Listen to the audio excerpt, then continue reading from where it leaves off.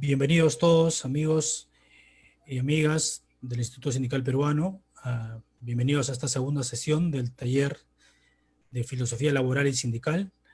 En esta ocasión, el ponente o el docente del curso nos tocará el tema relativo a los sindicatos y el problema de la dignidad del trabajador. Esta sesión va a ser un poco más interactiva, así que por favor, a fin de que puedan también consultar, el docente va a ir formulando preguntas y va a requerir de parte de ustedes un poquito de participación en ese sentido. Sin más, David, te dejo a Caro para que puedas desarrollar la sesión. Sí, ya, muy bien. Como dije, ya me presenté. Buenas tardes, mi nombre es David, ¿no? No está de más recalcarlo. Vamos a hacer la sesión, quizás, digamos, a diferencia de la anterior, porque era nuestra primera reunión, como dice Johan, de una manera un poco más interactiva, ¿no? Dado que el tema también se presta para eso, ¿no? Es decir, el título de la sesión del día de hoy es Los sindicatos y el problema de la dignidad del trabajador. Bueno, suena un poco pretencioso, ¿no? Pero debo decir que básicamente voy a tratar de exponer las ideas, ¿no? Algunas ideas filosóficas para luego, repito, tratar de relacionarlo con los sindicatos, ¿no? Pero esta vez ya no va a ser, digamos, la idea guía, ya no va a ser el valor o los valores como la clase pasada lo tratamos, sino que esta vez el concepto o el término que nos va a ayudar a tratar de llevar esta sesión va a ser pues el concepto de dignidad, ¿no? Entonces, sobre eso vamos a girar, ¿ya? Muy bien. A ver, ¿me confirmas por favor si se ve bien en la pantalla, cierto? Sí, todo bien. Ya. No sé, creo que alguien, espero que de manera involuntaria, ha hecho un trazo en la pizarra y bueno, no voy a perder tiempo en quitarlo, pero ojalá que no les afecte. Ya, ahí está. De repente ahí se ve un poco mejor. Bueno, antes de entrar a un tema que es muy conceptual, ¿no? Es muy, digamos, muy teórico. Vamos a adentrar de manera coloquial, ¿no? O sea, haciéndonos preguntas simples, sencillas, ¿no? Y como dice Johan, y también yo los emplazo a ustedes, los que me estén oyendo, que si quieren intervenir, no escatimen, por favor, ¿no? Con toda confianza, pueden, hay una función para levantar la manito y pueden dar sus sugerencias, su opinión o comentario, ¿no? Sobre todo porque voy a empezar haciéndoles la siguiente pregunta, ¿no? Dice, ¿han oído alguna de las siguientes expresiones? Aquí las he, digamos, entre comillas, enunciado con 4 asteriscos, ¿no? No sé si alguna vez, ya sea en tu vida diaria o en un lugar, digamos, un poco más serio, ¿no? Te has topado con alguna de estas expresiones, ¿no? Por ejemplo, la primera que dice, quizás, ¿no? A veces hasta en son de broma la hemos oído entre amigos, etcétera, ¿no? O para fastidiar o para a veces parodiar a alguien, ¿no? Ni se te ocurra llamarla a estas horas, menos vayas a buscarla. Ten un poco de dignidad, ¿no? Es una expresión que a veces se usa mucho, sobre todo la gente joven, ¿no? Cuando pues está metida en un lío de amoríos, ¿no? Ahora, la siguiente expresión, aunque sea por dignidad, hagan un gol. Bueno, esta me ha parecido oportuno a propósito del partido del día de ayer, no sé a los que les guste ver el partido, bueno, se me ocurrió colocar esa frase porque la oí a un comentarista, ¿no? Los que han visto el partido de fútbol verán pues que prácticamente el segundo gol incluso lo hicieron los propios alemanes. El equipo español, por sus méritos, hizo un gol, ¿no? Y oí al comentador decir, aunque sea por dignidad, hagan un gol. Y efectivamente, el segundo gol lo hicieron ellos, ¿no? Pero bueno, entonces a lo que voy es a la expresión, ¿no? Aunque sea, porque no solamente en ese partido, en varias oportunidades he escuchado decir, ¿no? Aunque sea por dignidad, ¿no? Para ir con la moral en alto, hagan un gol, ¿no? Pero en este caso quiero que enfaticen la palabra dignidad. Otra expresión ya no tan, digamos, coloquial, pero sí ya también, ¿no? Que tiene que ver con el término, es esta expresión.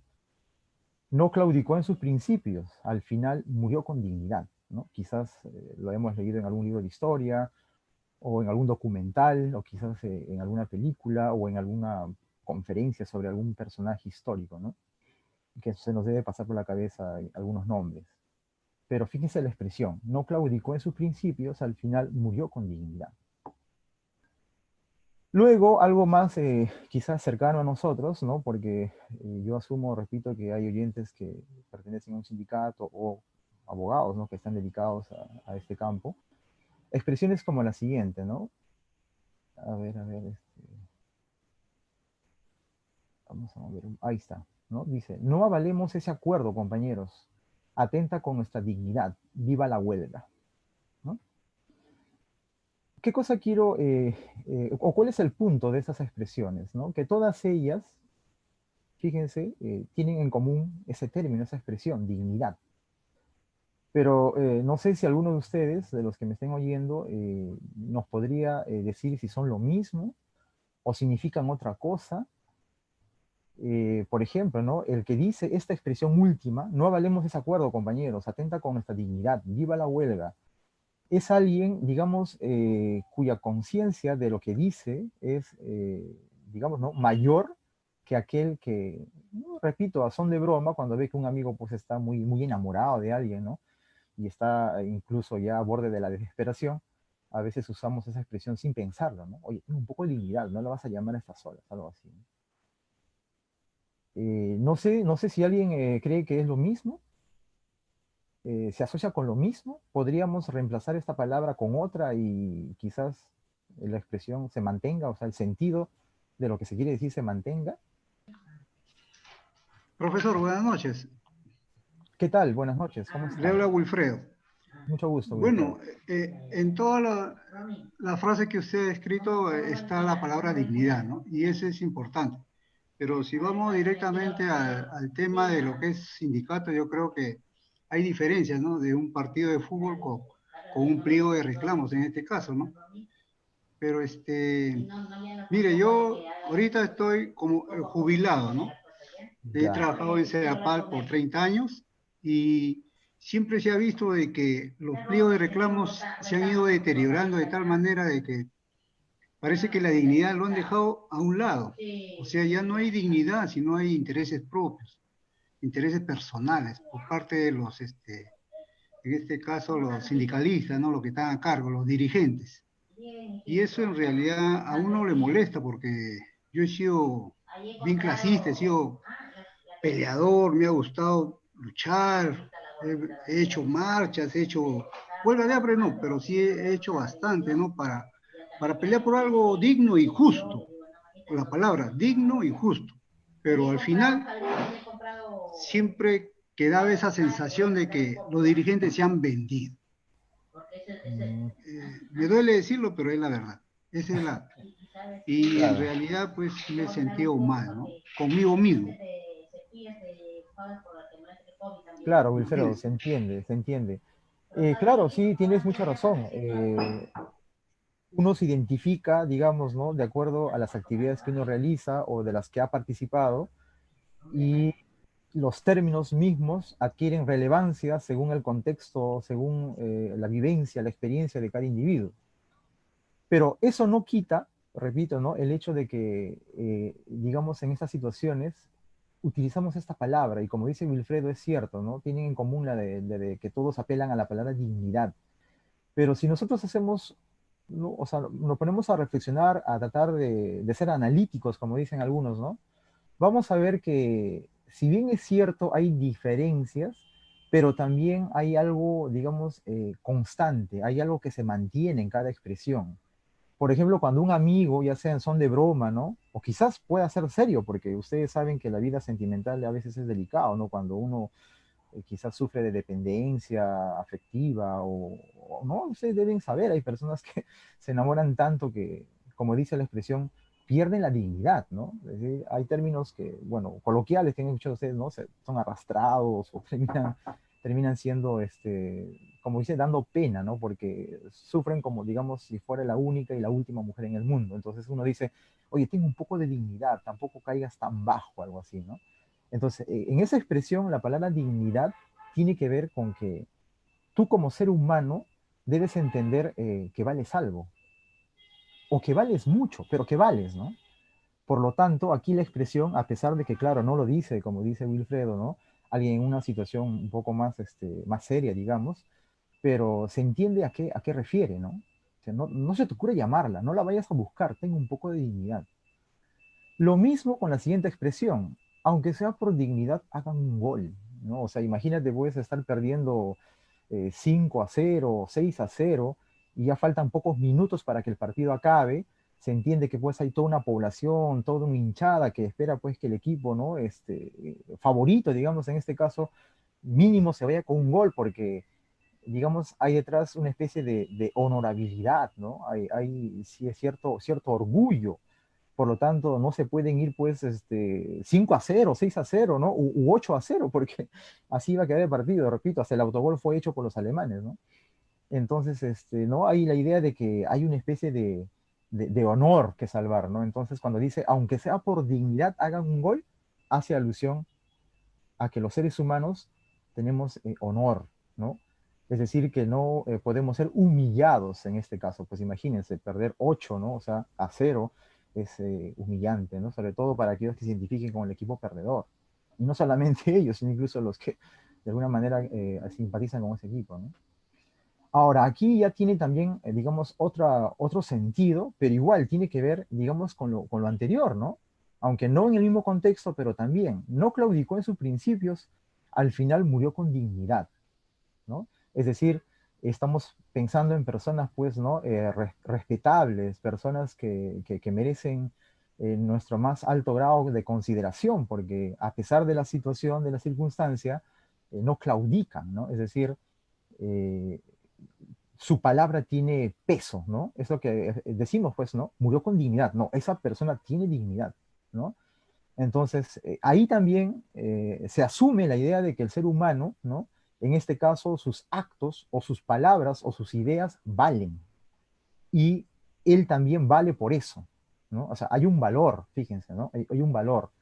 Entonces, más bien nos da cierto rechazo, cierto repudio a aquellas personas que, como mencionó por ahí Wilfredo de forma indirecta, hay personas que por un poco de lentejas, como se dice, ¿no? O por cierta situación del momento, traicionan. Y esas personas como que para nosotros no valen, algo así, ¿no? O sea, digamos, no merecen nuestra consideración, ¿no? Y lo mismo ocurre con la cuarta expresión. No avalemos ese acuerdo, compañeros, atenta con nuestra dignidad, ¿no? O sea, ahí entendemos ya que no se trata de un individuo, sino en este caso de una comunidad, de un grupo humano, ¿no? Que compartimos ciertas ideas, que estamos unidos por ciertos intereses, ¿no?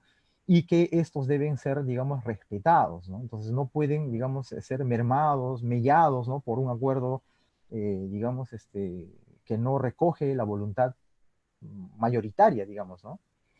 Ya. Ahora, pero a pesar de eso, todavía queda, digamos, en el vacío, ¿no? O flotando, mejor dicho, ¿qué se entiende por dignidad? ¿Cómo podemos definirla así de manera más precisa? A veces la usamos, o usamos la expresión, pero muchas veces ni siquiera tenemos claro qué significa, ¿no? Dices, yo soy digno, respeta mi dignidad, ¿no? Hay que tener dignidad ya, pero, o sea, la usamos, pero muchas veces no somos conscientes a qué nos referimos.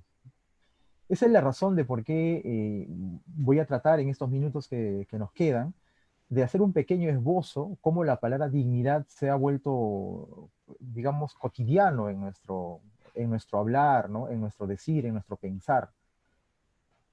Y para eso es necesario hacer pues un pequeño recuento, ¿ya? Un pequeño recuento, digamos, histórico. Ah, ya, a propósito de que la palabra dignidad pues es un poco compleja, ¿no? No es, digamos, tan fácil de definir.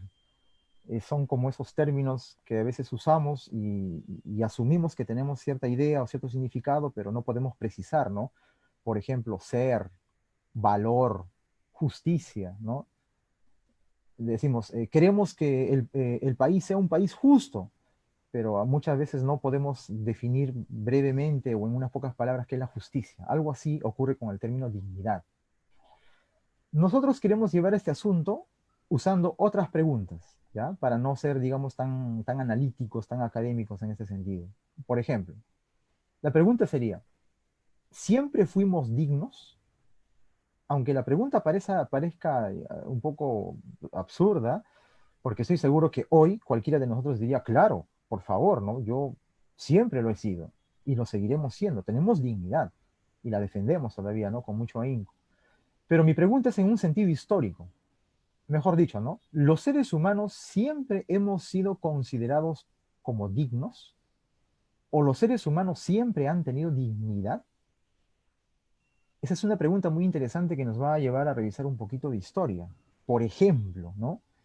Por ejemplo, en esas épocas donde habían sociedades cuya mayoritaria población estaba conformada por esclavos, por ejemplo. Es decir, en su mentalidad, en su imaginario cultural, que pensaban ellos de los esclavos, que también eran seres humanos, ¿no? Pero se entiende el trato que tenían, la situación en la cual se encontraban, ¿no? Entonces, ahí va la pregunta. ¿Siempre hemos sido objetos de dignidad? ¿Siempre hemos sido considerados como tal? Ahora, la otra pregunta, ¿cómo se adquiere la dignidad?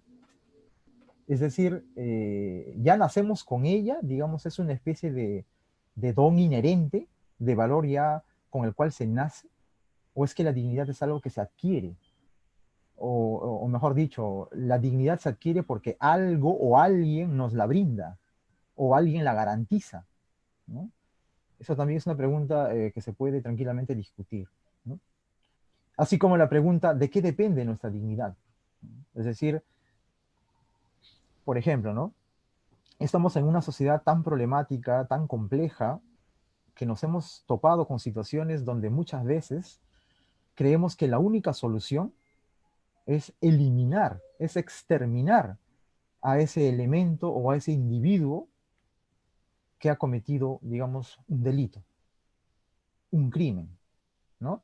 Es decir, hasta antes que yo lo viera y, digamos, me robara y por culpa de ese acto yo, no sé, me cayera y me rompiera el brazo, o que por culpa de ese acto yo perdiera el dinero que con tanto esfuerzo ahorré, hasta antes de eso ese individuo, ¿no? Ese delincuente en este caso, eh, digamos, para mí no era un ser humano como cualquiera, ¿no? Y merecía el mismo trato que cualquier persona que me cruzara en la calle. Pero desde ese momento, si yo tuviera unos segundos para capturarlo, ¿no? Y atraparlo, la indignación, ¿no? La rabia, la impotencia o la frustración es tanta que se nos ha pasado por la mente decir, este tipo de gente debe desaparecer, ¿no? O estas lacras no deberían existir en la sociedad.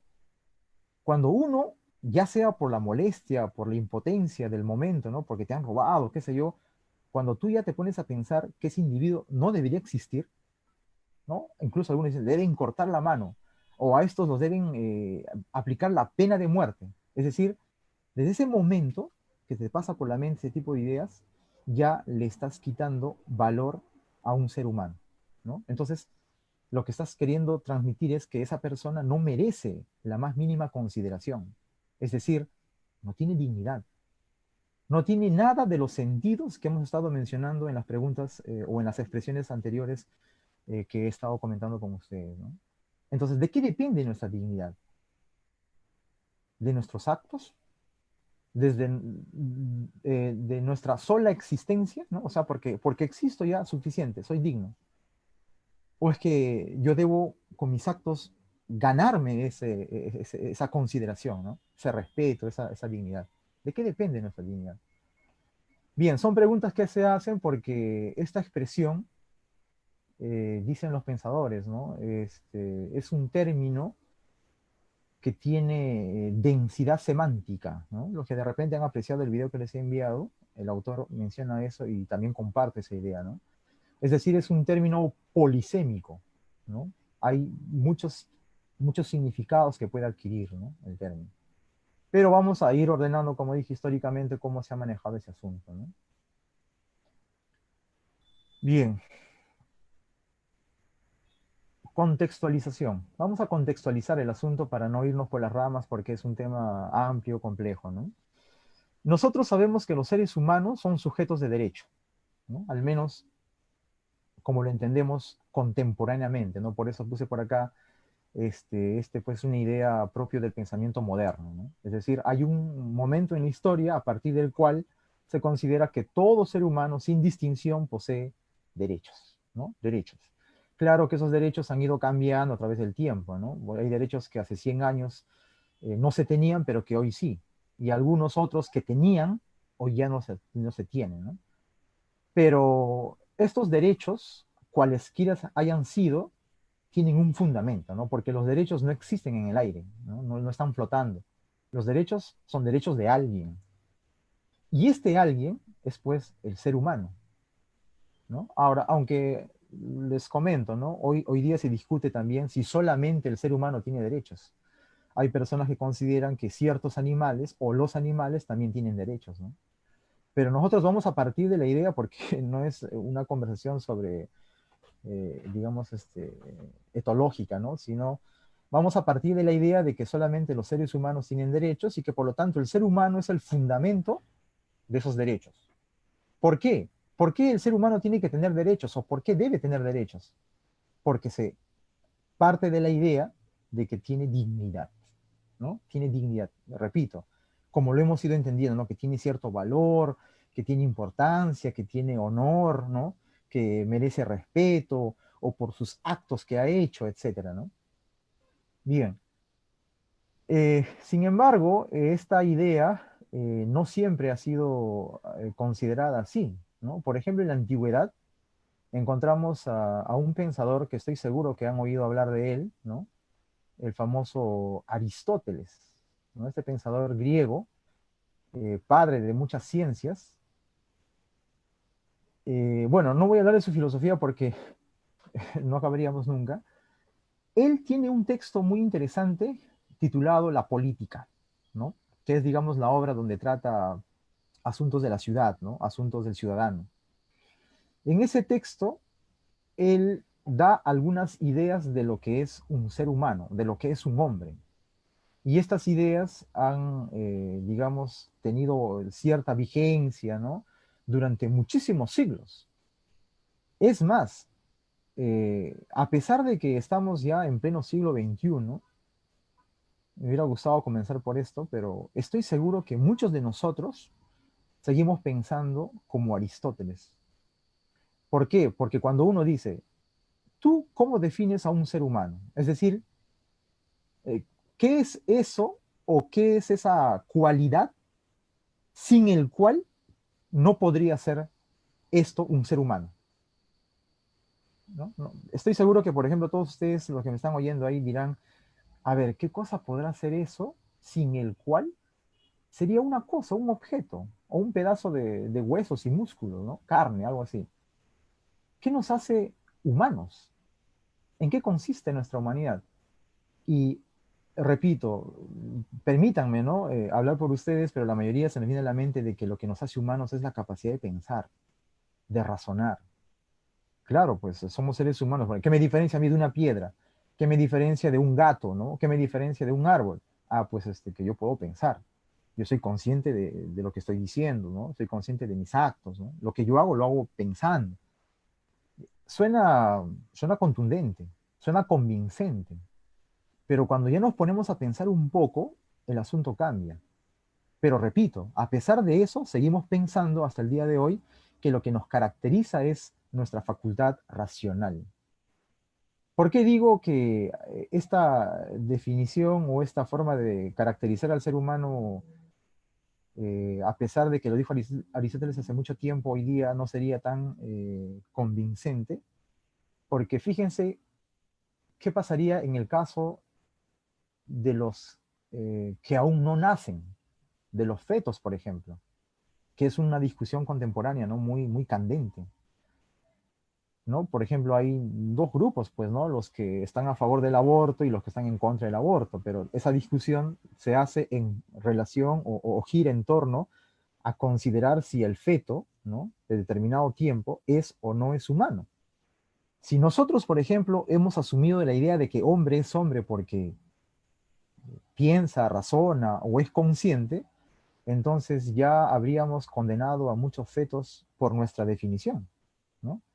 Los bebés, por ejemplo, los recién nacidos o los que aún no nacen, Un feto de 6, 7 meses o 2 meses, tranquilamente bajo esa idea, no podría ser catalogado de ser humano. Incluso, ¿no? Cuando vemos un cadáver, el cadáver pues ya no está, ya no tiene esa capacidad de pensar, ¿no? De realizar actos conscientes. Entonces, ¿qué es? Pero a pesar de eso decimos cadáver humano, o sea, no le quitamos su humanidad, a pesar de que ya no realice esa función.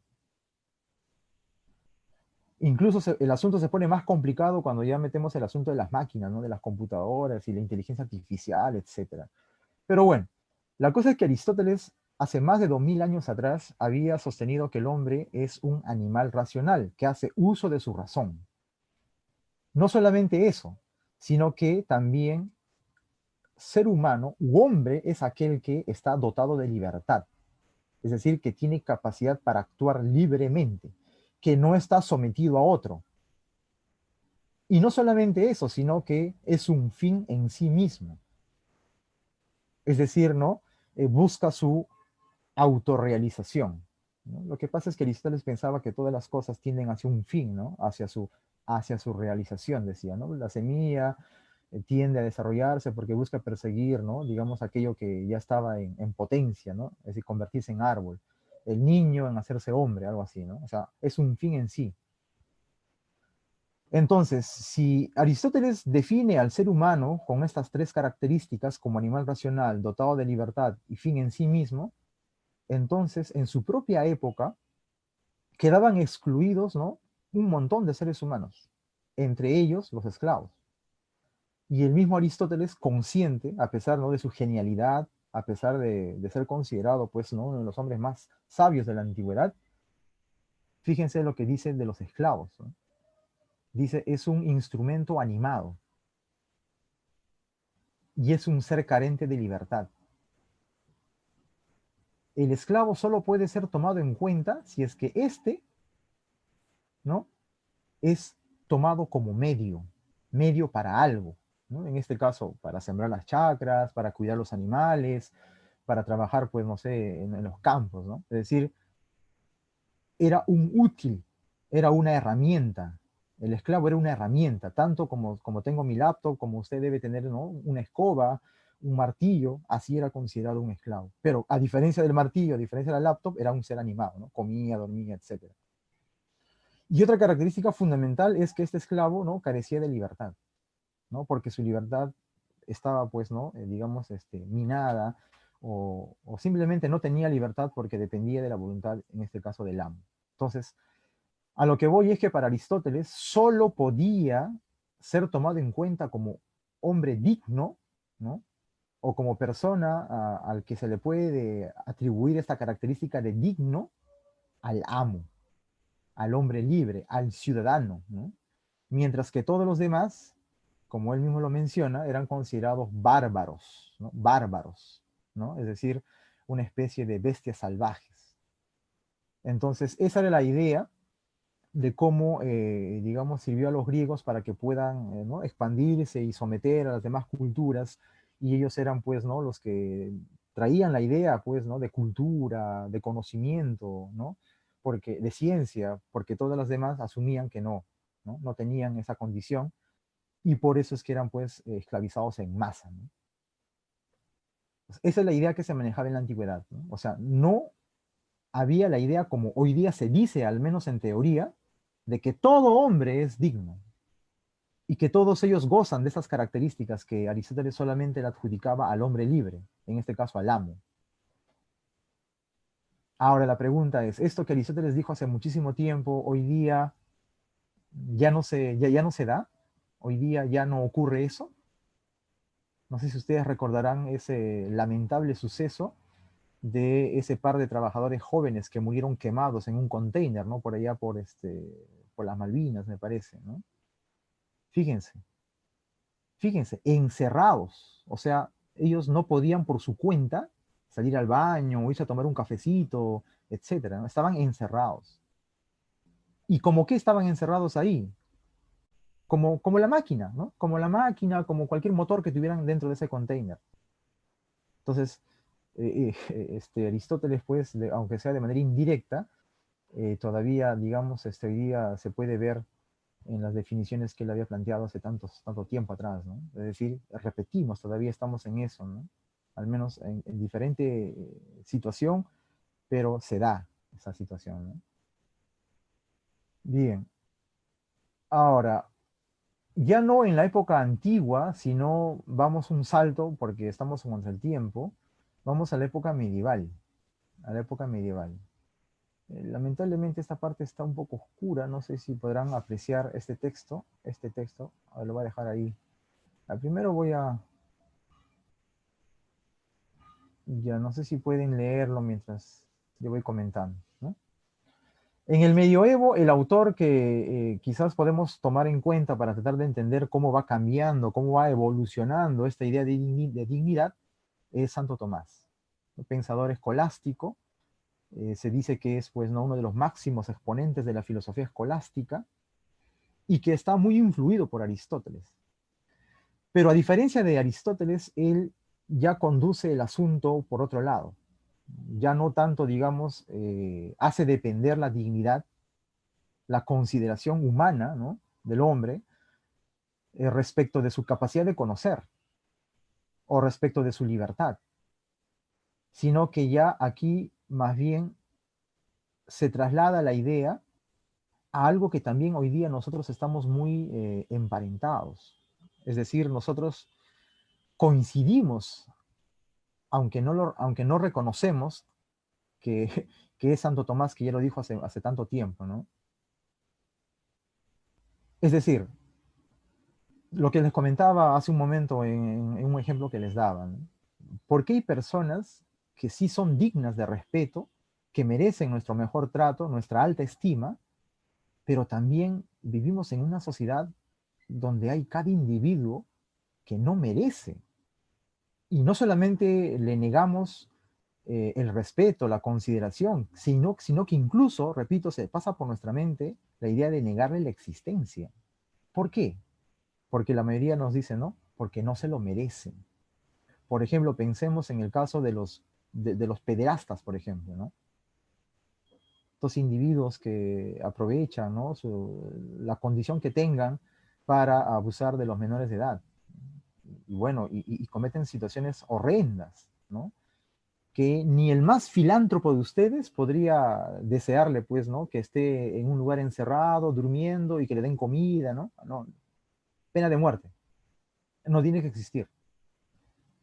No solamente es el caso de los pederastas, ¿no? Sino incluso también estas personas, estos sicarios, que por unos cuantos soles no dudan en quitar la vida de alguien. Y así, ¿no? Gente de todo tipo que por las contradicciones de esta sociedad vemos, ¿no? Ese tipo de individuos que en vez de fortalecer, ¿no? la armonía, la convivencia social, la desestabilizan. Y nosotros, los que, digamos, tratamos de mantenernos en orden, ¿no? o de vivir conforme a las normas, respecto a esas personas tenemos una idea muy tomista, porque Tomás decía, solamente es digno quien lo merece y quien usa su libertad para hacer el bien. Solo en ese sentido mereces ser llamado digno o mereces tener dignidad, ¿no? Mereces ser llamado con todo el sentido de la palabra un ser humano, un hombre. De lo contrario, como dice la cita, fíjense la cita, o si quieren la leo, el hombre al pecar se aparta del orden de la razón y por ello decae en su dignidad. Es decir, en cuanto que el hombre es naturalmente libre y existente por sí mismo y hundiéndose en cierto modo en la esclavitud de las bestias, de modo que puede disponerse de él en cuanto es útil a los demás. Es decir, hay personas que por sus actos adquieren la condición de bestias y que tranquilamente pueden ser denigrados, ¿no? a la condición de ser tratados como objetos, como cosas. Solo es digno, repito, quien se lo merece. Y para eso ya, ¿no? Él introduce otras ideas, ¿no? Hay que conocer la palabra de Dios, el que hace uso de la razón para conocer las verdades divinas, encamina sus actos, etcétera, ¿no? Y esa era también una idea que sirvió como justificación para perseguir a todos aquellos, pues, que, digamos, no eran dignos, según cómo lo entendía digamos, que compartían las ideas de Santo Tomás, ¿no? Los impíos, los paganos, etc., ¿no? Pero fíjense, repito, a dónde se traslada la idea de dignidad, o en este caso de humanidad. Luego entramos a la época moderna. ¿Ya? Aquí me van a disculpar, no he podido trazar las rayitas porque por el asunto este de la conexión tenía dificultades, pero tranquilamente podemos conversar sobre Kant.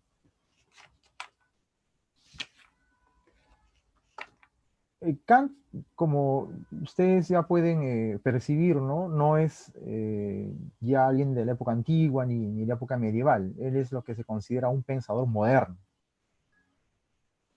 Siglo XVIII, para ser más exactos. Kant es el heredero de una tradición muy importante que cambió, digámoslo, ¿no?, con sus ideas, la mentalidad europea, y también influyó en esta parte del mundo. Me refiero a la Ilustración, ¿no? Kant es heredero de la Ilustración. Kant tiene una frase muy famosa, ¿ya? Vamos a colocarla por acá. Vamos a ver, perdón. Y esta frase resume básicamente, digamos, el espíritu del pensamiento de su filosofía, ¿no? Sapere aude. O si ustedes quieren, traducido esto al español sería, ¿no? De repente ya lo han leído por ahí, porque esta frase es muy famosa, ¿no? Atrévete a pensar por ti mismo.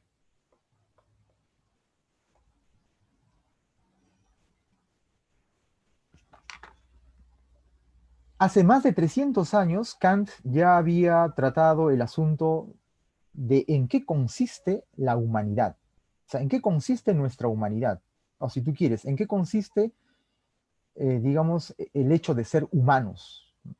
¿Qué es el hombre? Porque era una de las preguntas que él trataba de responder.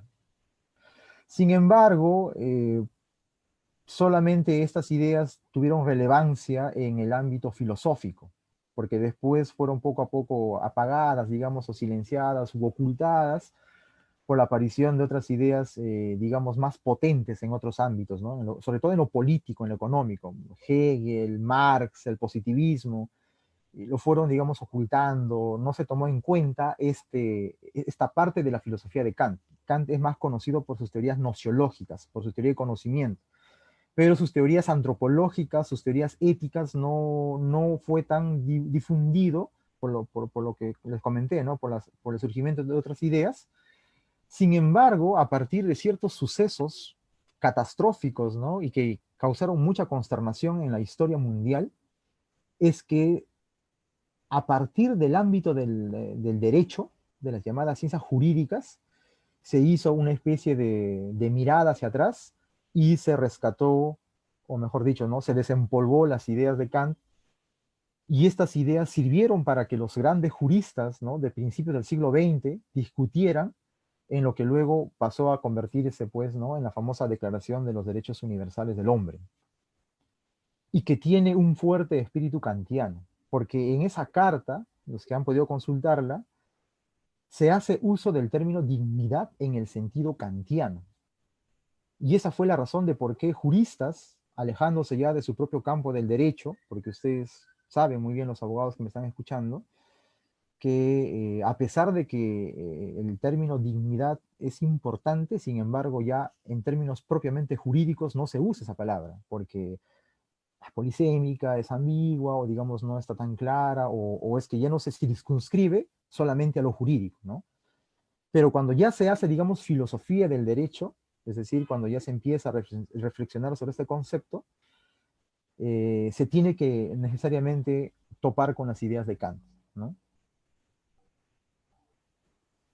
Kant había sostenido que la dignidad, digamos, él no lo define, no dice esto es la dignidad. Sin embargo, dice, la dignidad la podemos entender a partir de ciertas características que tenemos los seres humanos. Razón por la cual esto debe ser aplicable a todos, ya no solamente a unos cuantos. Más allá de sus condiciones, de sus características. Fíjense cómo Kant rompe esas dos ideas, ¿no?, antiguas, tanto de Aristóteles como de Santo Tomás, que repito, influyeron muchísimo tiempo, pero Kant rompe esa tradición diciendo, estas características que yo voy a mencionar del hombre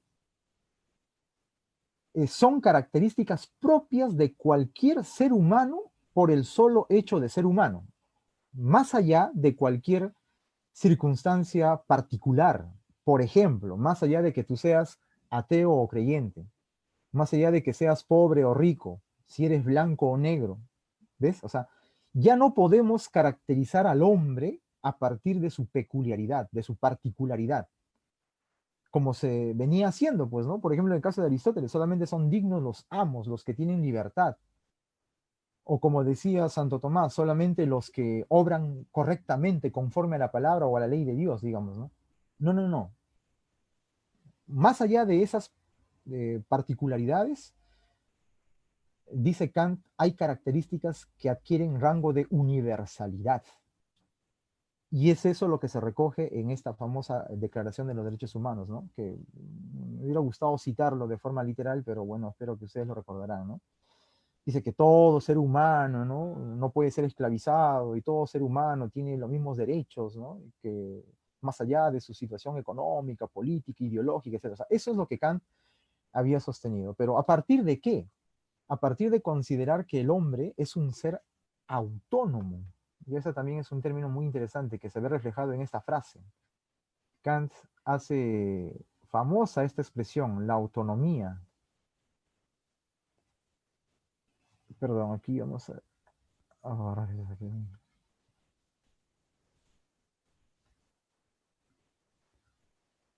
autonomía, ahora sí.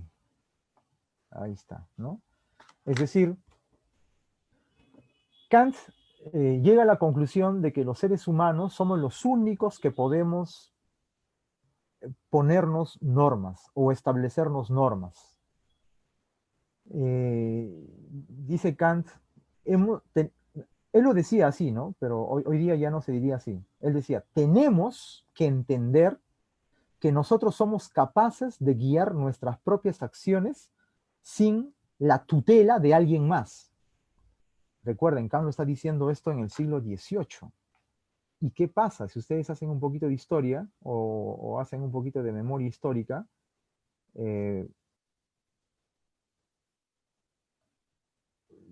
siglo XVIII, XV y XVIII. Recordarán que al menos en las sociedades europeas todavía había fuerte influencia de la iglesia.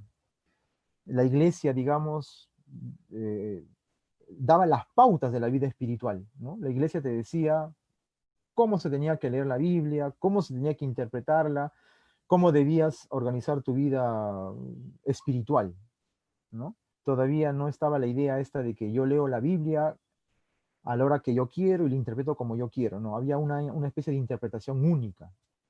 No solamente eso, que en el siglo XVIII la educación no era masiva, el continente europeo tenía una población, ¿no?, amplia de gente ignorante que Kant percibía que eran fácilmente manipulables. Entonces Kant, como buen ilustrado, tiene la idea de que tenemos que aprender a pensar por nosotros mismos. Es decir, ya no ordenar mi vida espiritual por lo que me dice el pastor, por lo que me dice el cura, por lo que me dice tal autoridad religiosa. Ya no debo ordenar mi vida social porque me lo dice tal caudillo, tal político, sino que tenemos que aprender a pensar por nosotros mismos. Es decir, como dice Kant mismo, adquirir nuestra mayoría de edad. Y esto, dice Kant, es posible porque nosotros tenemos la capacidad de poder poner nuestras propias normas.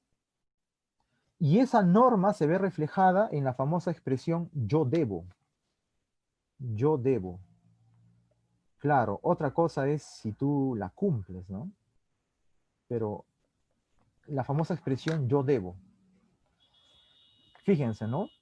Están ustedes sentados en el carro, alguien se sienta, espero que no tan cerca, pero digamos que se sienta, con esto del COVID hay que guardar la distancia, dicen, ¿no?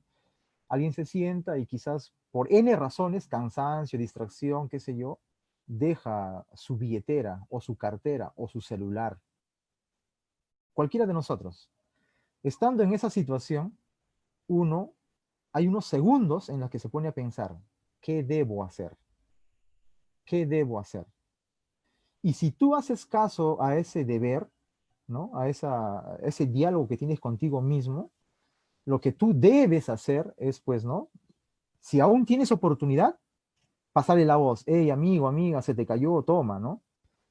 O en su defecto, quizás, ¿no? Ver la manera de contactarte con esa persona, porque hoy día, pues, hay tantas formas ¿no? de publicar, ¿no? Encontré tal documento y ahí están todas sus cosas y contáctese conmigo. O sea, tienes un deber.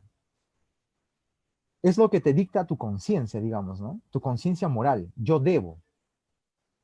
O por poner otro caso, ¿no? Digamos, nos ha pasado algo y, digamos, es algo vergonzoso o algo que puede traer ciertas consecuencias, pero hay un momento que tú dices, yo debería decir la verdad, debería contarles lo que ha pasado, ¿no? O sea, hay un momento donde uno reconoce su deber, pero ya quizás, ¿no? Por otras razones, porque también Kant reconoce esto, ¿no? Que tenemos o nosotros nos caracterizamos también por la idea de libertad, somos seres que tienen libertad, pero sobre todo por otras circunstancias ajenas a la conciencia moral, costumbres, por ejemplo, ¿no? Y en las costumbres puede estar, pues, por ejemplo, no sé, la maña o la presión social, que ya ajenas a la conciencia moral, que terminan influyendo en tus actos y terminas haciendo lo que no debes.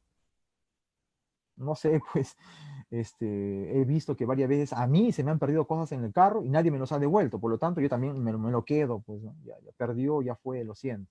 Y te quedas con la billetera y no le pasas la voz. O me va a ir mal si cuento la verdad, porque ha pasado eso, entonces no, mejor me callo y no pasa nada, o invento otra historia, ¿no?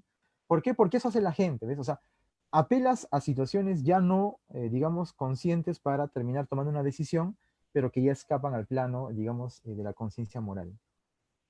Entonces Kant dice, nosotros como seres humanos tenemos esa capacidad, ¿no? De establecer nuestras propias normas. Ahora, para que esto sea considerado, debe estar muy vinculado con este otro aspecto, que es el de la consecuencia. ¿Qué tan consecuente soy? ¿No? Porque claro, podemos ser conscientes del acto, podemos tener normas muy moralmente correctas, pero la pregunta es qué tanto las pongo en práctica, qué tanto las cumplo. Y dice Kant, junto con la autonomía viene la consecuencia, que está basada en algo que él, que también es problemático, pero bueno, él lo menciona, ¿no? Que la consecuencia está basada en esto que él llama la buena voluntad. La buena voluntad, ¿no? El actuar conforme al deber, porque tienes esa disposición. No actuar porque alguien me va a castigar, no actuar porque esto me trae un premio o un beneficio, sino debo actuar porque mis actos deben ser fines en sí mismos, decía Kant. ¿Ya? Eso también es importante. Es decir, toda acción humana, todo acto que realizamos, estas acciones pueden ser de dos tipos, ¿no? Pueden ser, decía él, ya que somos seres autónomos, ¿no? Autónomos o heterónomos, ¿no?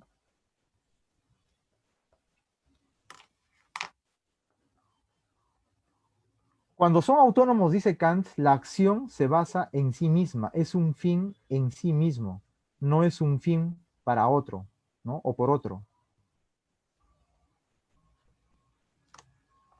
Por ejemplo, no podemos comparar dos situaciones. Una de ellas, por ejemplo, ¿no?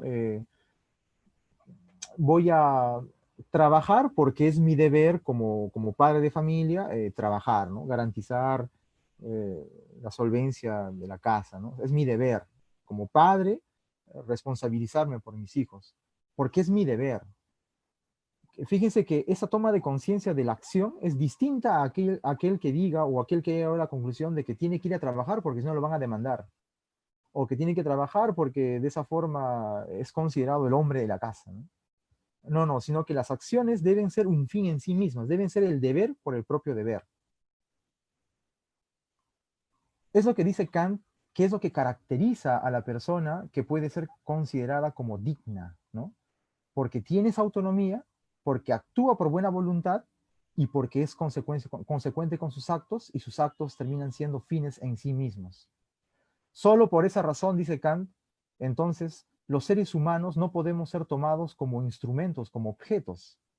No podemos ser objeto de alguien más, sino que cada ser humano, en tanto ser autónomo que actúa por buena voluntad, es un fin en sí mismo también, ¿no? Porque las acciones no se pueden separar del ser humano, pues, ¿no?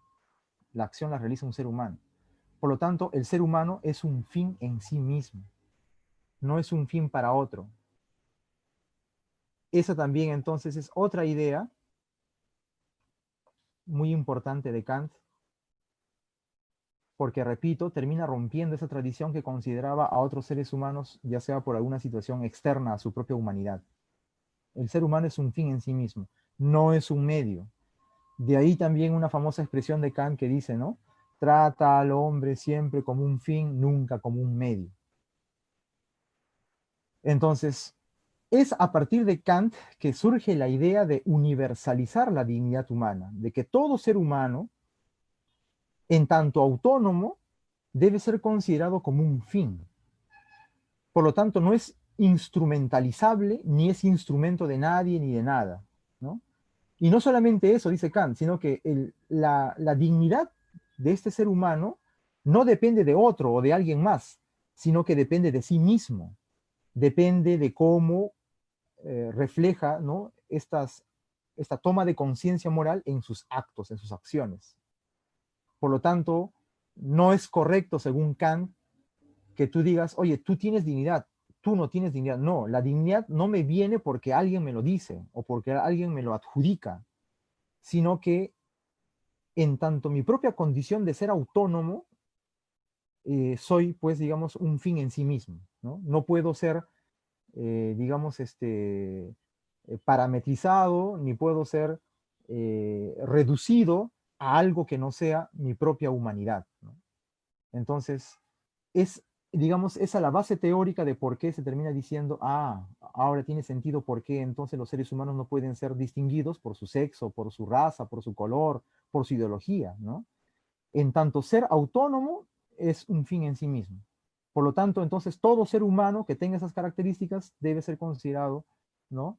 Como un ser digno, ¿no? Es lo que menciona Kant al respecto. Entonces, de ahí viene la idea de que el ser humano, repito, ¿no?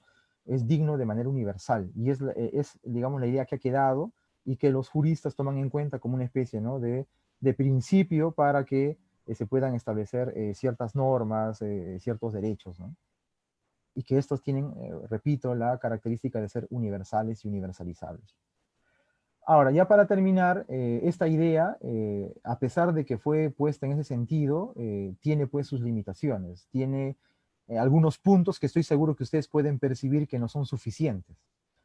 Y que, bueno, algunos autores han hecho notar, ya autores posteriores a Kant, porque Kant, repito, es siglo XVIII, hay mucha tinta que ha corrido después de Kant, ¿no? Sobre todo en el siglo XX. Hay autores que han considerado de que esta idea no es suficiente, porque si bastara la autonomía del ser humano y que éste no debe ser considerado como instrumento ni como medio, sino como fin, entonces, ¿qué pasó en el siglo XX? ¿Qué pasó con la Primera Guerra Mundial y la Segunda Guerra Mundial? ¿Y qué pasa en el mundo cuando aparecen dictadores y guerras civiles y se mata gente en masa, ¿no? Y que son utilizados como objetos, como instrumentos, no solamente, digamos, en esas situaciones a gran escala, como es una guerra, sino incluso, ¿no? A una escala más reducida, como mencionábamos en los centros laborales, por ejemplo, no sé, en las diversas instituciones que conforman la sociedad.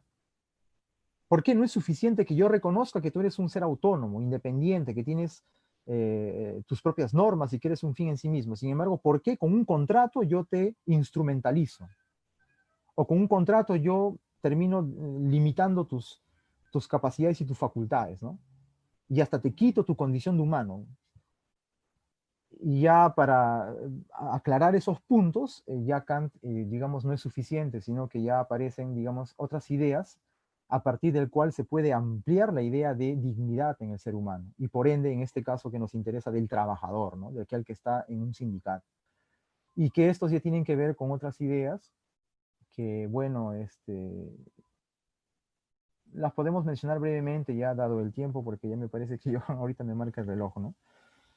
En este caso me refiero, por ejemplo, al pensador francés, que también, un judío, fue una víctima de los nazis, llamado Emmanuel Levinas, ¿no? Y con él termino porque tiene unas ideas muy interesantes de cómo se puede ampliar la idea de dignidad y que nosotros podemos también tomarlas en cuenta para, digamos, estar preparados cuando vemos que nosotros como trabajadores o como sindicato, como pertenecientes a un sindicato, veamos afectados pues ¿no? ciertos derechos que atentan con nuestra dignidad, ¿no? Mejor dicho, con nuestra situación como seres humanos, pero en este caso como trabajadores. Dice, cuando uno habla de dignidad, tiene que tomar en cuenta tres aspectos, ¿no? Que cuando tú te refieres a la dignidad de un ser humano, esta te tiene que conmocionar, ¿no? Causa conmoción, te interpela, ¿no? Te interpela, y además te causa indignación. Indignación. Ahora, estas formas de entender la dignidad o de acercarse a la dignidad también se ven reflejadas en tres expresiones, ¿no? Y unas expresiones que es curioso cómo Levinas las trabaja, a pesar de que son tan comunes, tan cotidianas, pero que tienen un peso moral muy fuerte. Y esa es la razón de por qué la palabra dignidad adquiere ese rango de principio, ¿no? La expresión, por ejemplo, no. La expresión ya basta. Y la expresión nunca más. Por eso era importante que ustedes apreciaran el pequeño video que les pasé por el grupo de WhatsApp, porque ahí un poco se toca este tema, ¿no? Dice Kant, cuando nosotros hablamos de dignidad del ser humano, para nosotros tratar ese tema, primero la situación en la que se encuentra el otro, la persona, en este caso podemos ser nosotros, pero entendemos que no hay alguien, digamos, en este caso el trabajador, lo que necesita es el trabajador, nos tiene que conmocionar, es decir, nos afecta, nos causa sorpresa, nos causa asombro. Por ejemplo, ¿en qué condiciones laborales se encuentra? No puede ser, porque es injusto que tantas horas de trabajo, tan poco sueldo, que no te van a reconocer tus horas extras, nos conmociona. Esa conmoción nos trae consigo a la par que nos interpela, ¿no? ¿Por qué? Porque nos hace pensar, ¿y nosotros qué hacemos frente a eso? ¿O qué haría yo si eso me pasara? O si ya me está pasando, ¿qué hago? ¿No? O sea, me llama la atención, me saca de mi estado de cotidianidad y me hace pensar, oye, he visto que el vecino trabaja 12 horas, 10 horas y mira lo que le pagan, o mira el sueldo que obtiene no es suficiente, ya, pero yo no estoy tan lejos de él. Es cierto, trabajaré 8 horas, pero tampoco es que gane gran cosa, o sea, te interpela, ¿no? Repito, te saca de tu cotidianidad y te hace reflexionar. Y esto porque te indigna, es decir, no puedes estar tranquilo, ¿no? Te fastidia, te molesta. Hay algo que tú lo sientes como si fuera en carne propia. Y eso es lo que comenta Levinas y es lo que dice Kant no pudo prever. Kant hace un tratamiento de la dignidad, digamos, en un sentido razonado, teorético, pero no se pone a pensar en esa otra situación que es, digamos, más emotiva, más afectiva, más vivencial. Él pone la palabra, ¿no? Vivencial. ¿Por qué? Porque la dignidad es algo, no es algo que se piensa, no es algo que reflexiono. Claro, lo puedo hacer, ¿no? Pero sobre todo se vive. ¿Por qué la palabra dignidad tiene una carga valorativa fuerte? Porque nosotros la hemos vivido en carne propia. En algún momento, de alguna manera, hemos visto mellado nuestra dignidad. Pues, ejemplos sobran, que quizás ahora como trabajador, o de repente lo vas a sentir como trabajador, pero retrocedemos en el tiempo, en nuestra vida. Cuando, por ejemplo, eras adolescente, por alguna situación que no pudieron aclarar, tu padre o tu madre fue injusto contigo y terminó haciendo algo que tú sentiste que te humilló, ¿no? Que afectó profundamente tu ser, porque no sé, pues digamos, te hizo sentir mal, te hizo sentir menos, ¿no? Entonces, el asunto de la dignidad es algo que, repito, no se conceptualiza nada más, no se reflexiona en torno a ella, sino es algo que se vive y por eso causa indignación.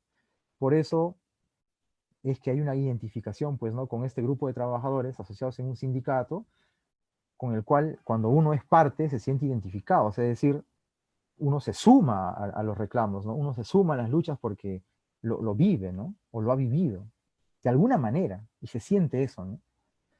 Ahora, esta indignación que en torno a la dignidad, dice Levinas, también trae pues su correlato en ciertas palabras que sirven, ¿no? Como una especie de impulso para poder actuar y ponerle alto a estas situaciones y no quizás ya haber caído o caer en lo que alguna vez se cayó en algunos lugares, pues, ¿no?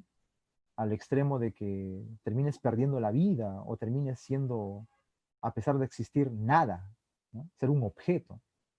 La famosa expresión no, ¿no? Cuando alguien, no sé, digamos, quiere hacer algo en contra de tu voluntad, la palabra o esa simple expresión no, o sus diferentes acepciones, ¿no? No quiero, todavía no, o ya no, ¿no? O sea, tiene un límite, un freno, porque se usa la expresión cuando la situación, digamos, está siendo conflictiva con tu propia situación como ser humano, ¿no? Es decir, te está dañando o está buscando dañarte.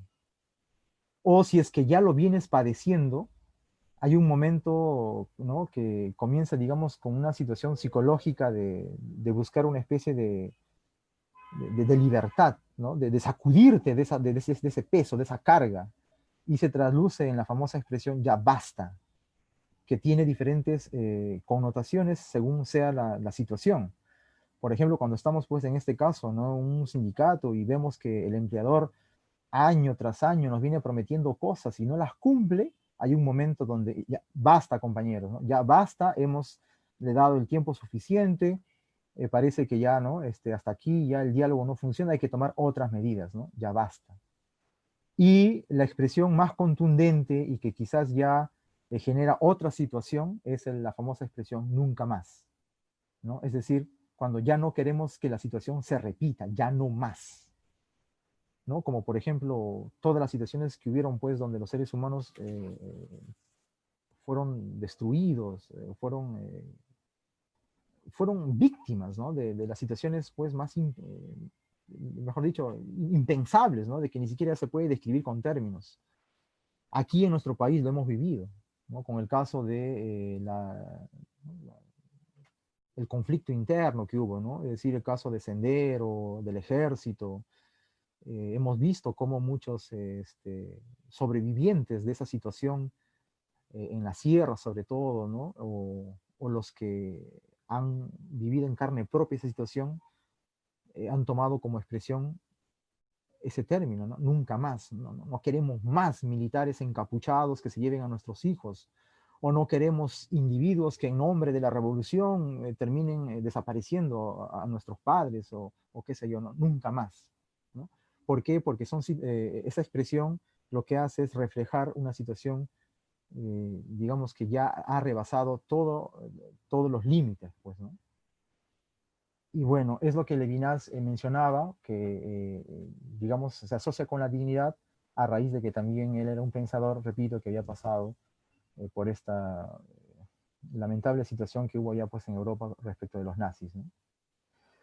Bueno, entonces, con estas ideas, estimados oyentes, espero que algo les haya, digamos, hecho mover las ideas que tenían, ¿no? Sobre este término, que repito, no es algo exacto, preciso, es un término polisémico, pero que pueden ayudar a entendernos mejor cómo ha ido, digamos, evolucionando, cambiando y cómo se ha ido manifestando, y básicamente qué es lo que queremos decir cuando utilizamos ese término, ¿no? Y por qué, repito, tiene esa fuerte carga valorativa cuando uno apela a ese término, ¿no? Yo tengo dignidad o hay que defender nuestra dignidad, ¿no? Es a raíz de todas estas situaciones que estos pensadores han venido trabajando o haciéndonos pensar, ¿no?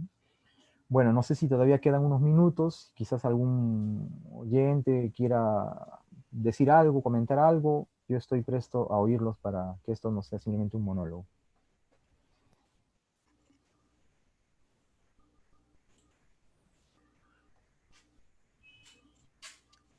A ver, si alguien tiene una pregunta, por favor, para poder formularla a David.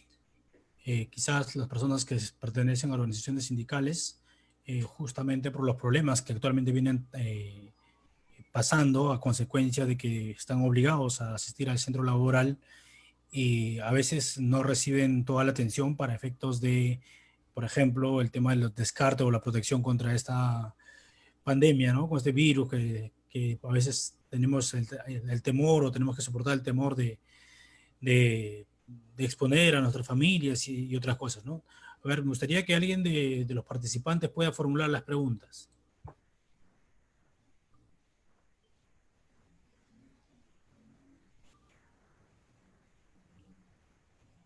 A ver, por aquí está, a ver, Juan Diego, Roger, Jonathan o Katy, cualquiera por favor, o Carlos, Gina, Paula.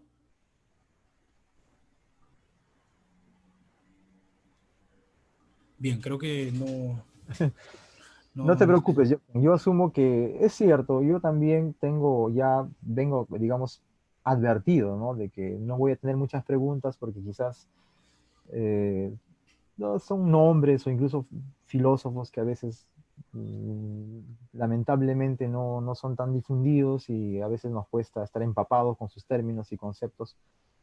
Así que no hay problema si no preguntan, pero ojalá que les haya servido, repito, para que ustedes puedan por su propia cuenta leer un texto o indagar, curiosear por su cuenta. Ahora hay diferentes medios. En YouTube, repito, ustedes simplemente ponen la palabra derechos humanos o el problema de la dignidad, ustedes van a encontrar, felizmente han subido, ¿no? Varias ponencias de otros pensadores, ¿no? España, Brasil, Colombia, incluso Europa, si es que alguien domina el inglés, el alemán, o sea, hay para poder, ¿no?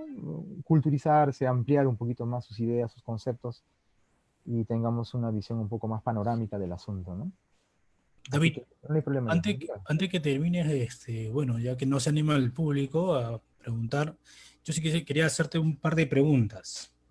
Sí, sí, adelante. Ya, mira, no solo en la Declaración Universal de Derechos Humanos del Hombre eh, está el tema de la dignidad, ¿no? Acá en nuestra Constitución también está, ¿no? Incluso me parece que en el artículo 1 de la Constitución habla, ¿no?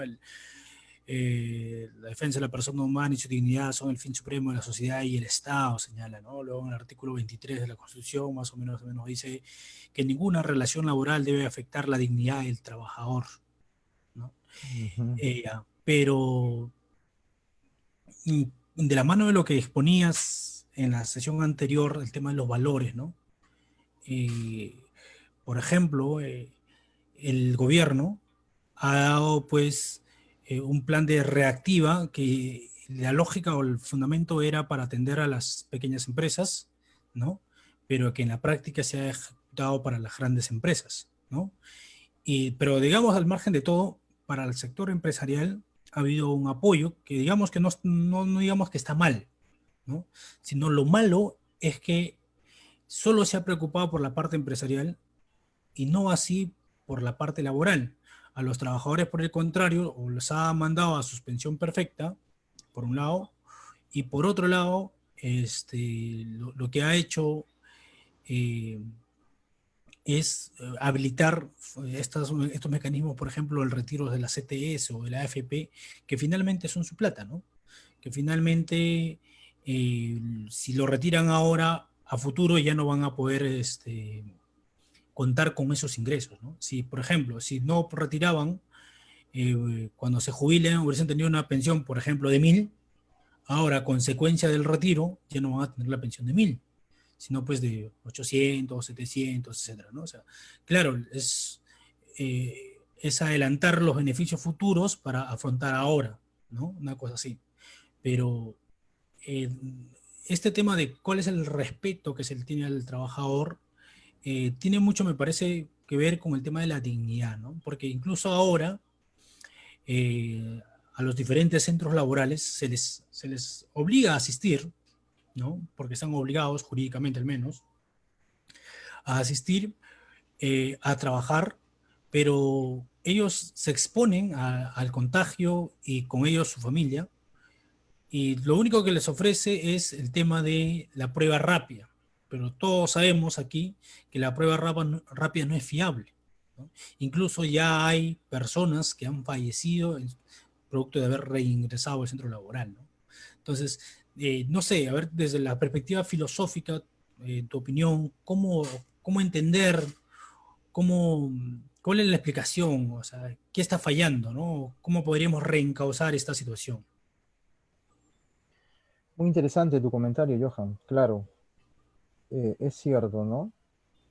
A ver, quisiera ilustrar esto con un caso que sucedió hace unos meses, me parece, con lo que dijo el presidente norteamericano, Trump, ¿no? O Trump, sobre, sobre esto de que tienen que priorizar la economía y si para esto tienen pues que morir, ¿no? Una cantidad de la población, bueno, pues, ¿no? Hay una especie de sacrificio que tienen que hacer en pos de que se mantenga, ¿no? Digamos, la economía que caracteriza a los norteamericanos. Una expresión eh, infeliz que tuvo este presidente y que de alguna manera refleja lo que otros presidentes no han dicho pero hacen. Es el caso de Vizcarra, ¿no? Vizcarra no le hemos escuchado decir semejante barbaridad. Sin embargo, con las prácticas que viene ejerciendo desde el Ejecutivo, nos podemos dar cuenta, sin decirlo, cómo de manera tácita hay una jerarquía en sus valores, ¿no? ¿Qué es lo que estamos priorizando? ¿Qué es lo que está primando? Es decir, ¿cuál es el valor que está por encima de otros valores? ¿Qué valor representan las empresas y todos los mecanismos que está generando para que las empresas puedan seguir funcionando y estar bien? ¿Y qué valor representa esa ingente cantidad de gente que trabaja no solamente en las empresas, sino en otros lados? Te haces una idea ahí qué tipo de valor representa y cuál es la situación uno respecto del otro, ¿no? Entonces, eh, aquí lo que nos quedaría, como diría Kant, es asumir cuál es, digamos, nuestro valor como seres humanos en general y como trabajadores en particular. No podemos, digamos, nosotros seguir actuando esperando que, en este caso, las instituciones o nuestros representantes nos reconozcan ese valor que deberíamos tener, ¿no? No solamente, digamos, como tú has leído muy bien en la Constitución, sino que se vean reflejados en, en estos mecanismos pues, que generan estos decretos, ¿no? Que como ejecutivo vienen haciendo, ¿no? Que se vean reflejados ahí, que nosotros tenemos valor. No podemos esperar eso de las autoridades, lamentablemente. Parece que tenemos que estar siempre pendientes, tenemos que estar siempre, como dicen, ¿no? Sin bajar la guardia, y cada uno desde el lugar que le corresponda, porque repito, no puedo decir que todos, digamos, tengan la misma condición laboral, pero todos desde su posición tienen que entender que son valiosos, ¿no? Que son valiosos en tanto seres humanos y que este valor que ellos representan con su propia vida debe estar por encima de estas decisiones que viene tomando el gobierno y que vemos pues que son una especie de, de ofensa indirecta, ¿no? O sea, ¿cómo es posible que a los trabajadores simplemente se les garantice una prueba rápida? Si es que sale positivo, siguen trabajando, pero no se tienen las mismas consideraciones, digamos, con otro tipo de personas que están en otro tipo de nivel, en otro tipo de situación, ¿no? O lo que acaba de declarar el ministro, no sé si ustedes habrán leído por ahí, ¿no? Que básicamente ya, digamos, tiene una especie de opinión adelantada, ¿no? Que el gobierno peruano no va a adquirir ningún tipo de medicamento que no haya sido probado rigurosamente, es decir, como que no quieren saber nada de la vacuna que ya está poniéndose de moda, ¿no? Que la descubierta por los rusos. sino que ellos van a esperar a que salga vacuna masiva, pero que haya pasado por los estándares, ¿no?, elevados que pide, pues, no sé, la OMS o cualquier otra entidad, ¿no? Mientras tanto, aquí que sigan tomando agua con quión, que sigan, no sé, confiando en el cloro, o que sigan pues ahí en sus casas encerrados. Entonces, ahí te das cuenta, repito, esa forma de entender eh, al ser humano, en este caso a los peruanos que no somos pues, digamos, autoridad o no somos empresarios, ¿no?, sino que somos o pertenecemos a lo que normalmente se denomina la clase trabajadora, cuál es el valor que nos están dando, ¿no? Y frente a eso, repito, lo que nos queda es tomar conciencia y estar siempre defendiendo nuestra propia dignidad, ¿no? No somos menos, no valemos menos. Y en cada oportunidad, en cada situación que haya, hay que hacerlo notar. Y es por eso, y esa es la razón de por qué es importante el sindicato. Yo como individuo, como trabajador independiente, lamentablemente no puedo mostrar esa mi indignación, ¿no? No puedo decir, no, ya basta, nunca más, salvo utilizando mi Facebook como persona.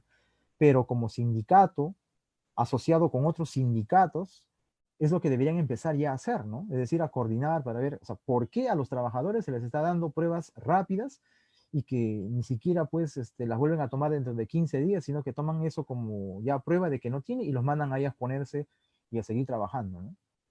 Entonces, desconozco cómo es la dinámica de los sindicatos en estos momentos, si están coordinando, si están ya tomando medidas, se están pronunciando, ¿no?, para que puedan cuidar, digamos, a los que representan, ¿no?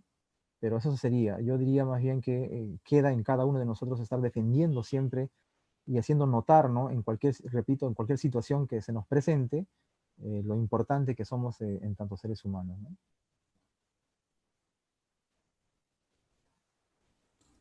Bien, creo que eso sería todo, a menos que a alguien se haya animado a formular una pregunta. No sé si alguien tiene una pregunta, sino para ya dar por finalizado la sesión del día de hoy. Y si van a formular la pregunta, simplemente prendan el micrófono y puedan formularla de manera directa.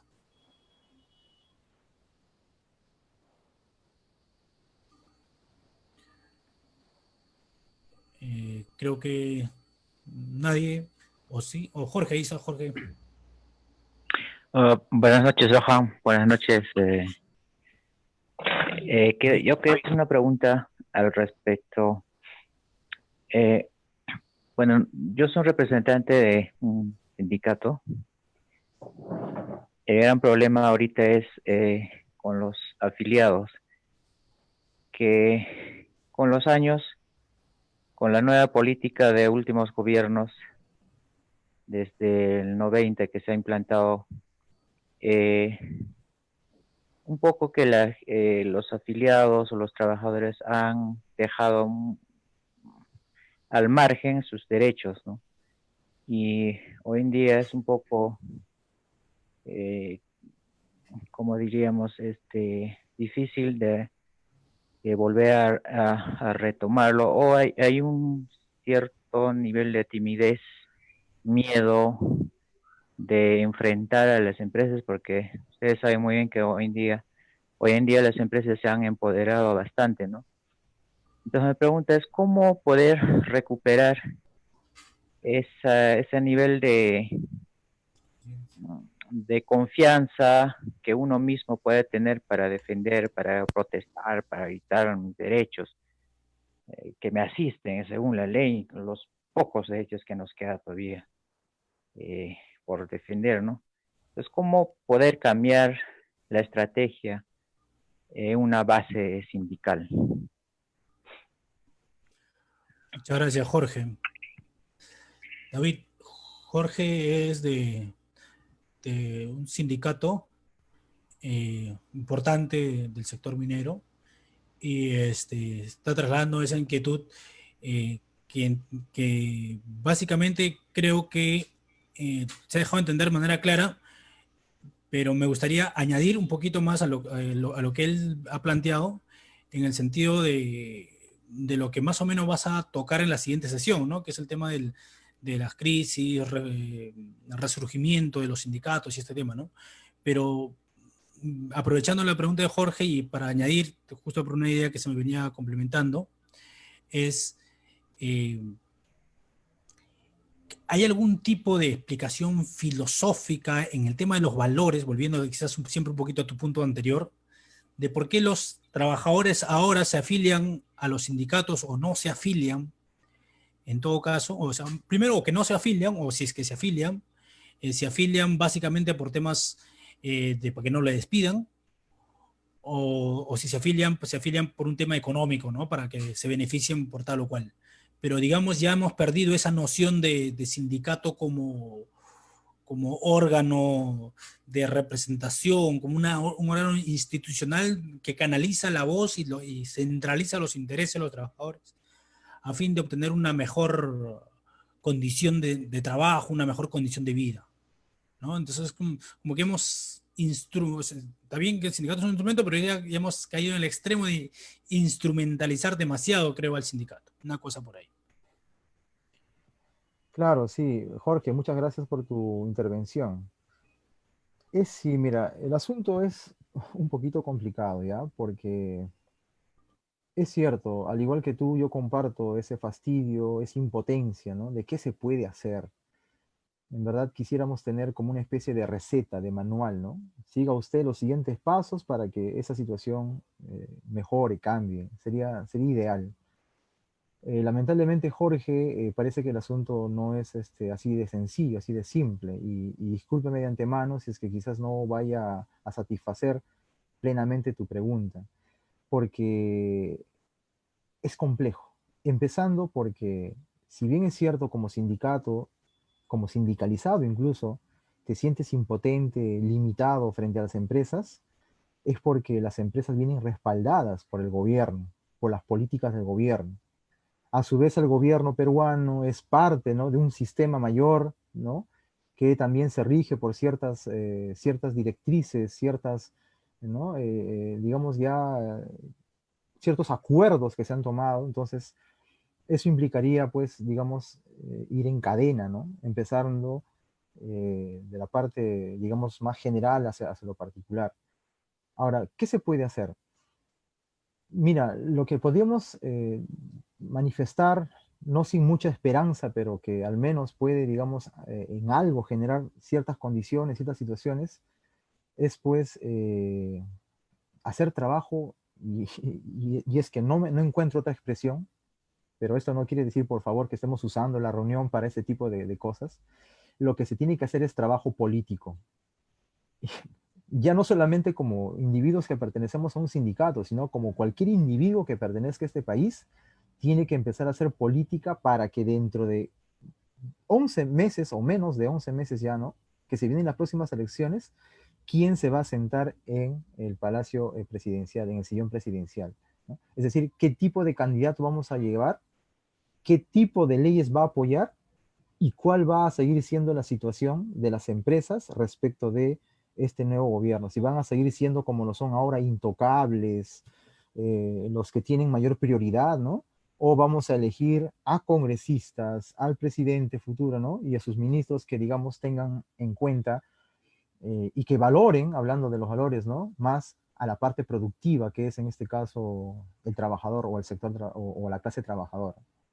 Eso tiene muchísimo que ver, porque muy bien uno puede estar consciente, uno puede ya estar convencido, ¿no?, de que esta situación es injusta y hay que luchar, pero como tú muy bien expresas, y como también Johan lo ha confirmado, estamos en una situación tan complicada, tan crítica, que lamentablemente, y hablando de la dignidad, nos tenemos que tragar ciertas cosas para aceptar un sueldo, ¿no? Porque sin ese sueldo ni siquiera podríamos comer o podríamos siquiera garantizar las necesidades básicas de la casa. Entonces, por más que mis intenciones y pretensiones sean mayores, porque yo sé lo que valgo, sé el trabajo que hago y también sé cuánto dinero genera esta empresa, pero no lo puedo hacer porque, uno, las leyes me lo impiden, hay toda una entidad, hay todo un sistema que respalda a este sector. Entonces, pues, uno se ve simplemente, digamos, como David contra Goliat, ¿no? Pero sin la certeza de que vayamos a ganar esa pelea. Entonces, lo que está en nuestras manos, empezando, ¿no? Digamos, por la vía democrática, es viendo a qué candidato vamos a apoyar, qué trabajo político vamos a hacer, qué propuestas estamos ya, digamos, leyendo o estamos tomando en cuenta y que de alguna manera van a coincidir con los intereses que en este caso, digamos, ustedes o nosotros reflejamos, ¿no? Que es la de los trabajadores. Porque si solamente nos quedamos aquí y solamente expectamos y nos lamentamos y renegamos de esta situación, y hasta incluso empezamos a asumir una actitud apolítica, que va a ser el tema de una reunión, es decir, indiferente, mientras tenga este trabajito y este sueldito, no me interesa. Entonces, mientras ocurra eso, alguien fomentado por la CONFIEP o alguien financiado por otros sectores que ya hemos visto cómo funciona la política en el Perú, va a llegar al poder y la situación va a seguir siendo la misma o incluso peor. Entonces, Jorge, me vas a disculpar por ese pesimismo que te estoy mostrando, pero es momento para que tú en tu casa, a todos aquellos, ¿no? Aunque suene vulgar, a todos aquellos que ya sean capaces de votar y tengan un DNI, hay que conversar, hay que hablar, ¿no? ¿Cuál es tu pretensión? ¿Por qué vas a votar por ese candidato? ¿Y por qué razones no deberías, ¿no? Porque están ya, fíjate, ya desde ya hace meses, ya están ya poniendo en los periódicos, en la prensa, ¿no? ¿Quiénes van a ser ya sus candidatos? ¿No? ¿Por qué? ¿Por qué tiene que ser él? ¿Por qué son estos mismas caras conocidas? ¿Por qué Julio Guzmán? O aquí representa a Julio Guzmán, ¿no? O por qué, digamos, otra vez, ¿no? Por ahí quieren colocar a Keiko. Ya hemos visto cómo funciona. Entonces, discutir, generar ese debate, ¿no? Y tratar no de convencer, porque recuerden ustedes la clase pasada, lamentablemente cuando se asumen ciertos valores, si es que no se sabe conciliar, no se sabe consensuar, eso genera más conflicto y en verdad se pueden perder amigos hablando de política. Así que en vez de convencer, yo les emplazo a persuadir, que es distinto, ¿no? A persuadir, a dar razones de por qué deben cambiar esa idea, debe cambiar esa opinión y para eso hay que informarse, hay que mostrar por qué, digamos, este candidato estuvo de acuerdo con tal empresa o por qué tal empresa se benefició en tal gobierno o por qué esta ley fue hecha durante tal gobierno que siguió tal cosa y dijo el mismo discurso, ¿no? Que la democracia, ¿no? Que el sistema económico, ese mismo discurso es lo que ha generado todo eso que estaba, darle razones, ¿no? Para que también, digamos, si bien es cierto, de repente no lo comenzamos al 100%, pero al menos ya le habremos puesto la chispa de la duda y tenga mayor criterio para poder elegir a los que van a venir, ¿no? Y si por ahí ustedes pertenecen a un sindicato que puede trabajar con algún partido político que de alguna manera ustedes han visto que puede también llevar a cabo sus, ¿no? sus reclamos, sus intereses, mucho mejor, ¿no?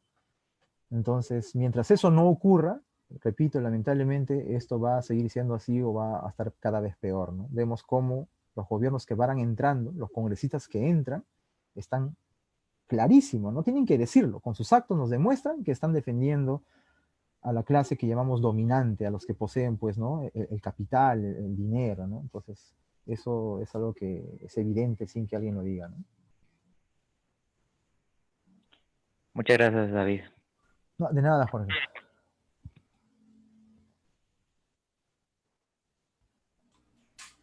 Bien, ahora sí creo que no sé si hay otra pregunta o ahí ya cerramos la sesión del día de hoy.